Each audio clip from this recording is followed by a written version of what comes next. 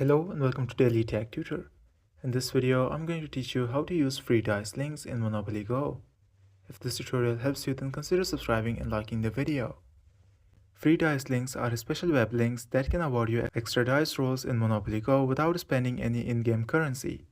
Here's how you can use them safely and effectively. First, keep an eye out for free dice links announcements. The game's official social media channels and in-game notifications sometimes offer these links during promotional events.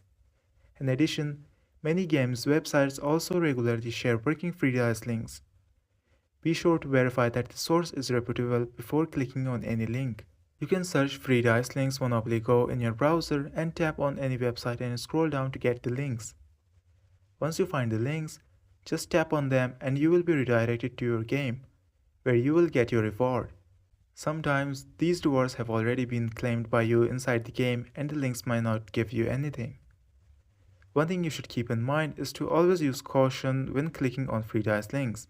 Avoid links from unknown websites and double check with community recommendations to make sure the link isn't a scam. Never provide your login details or personal information to anyone.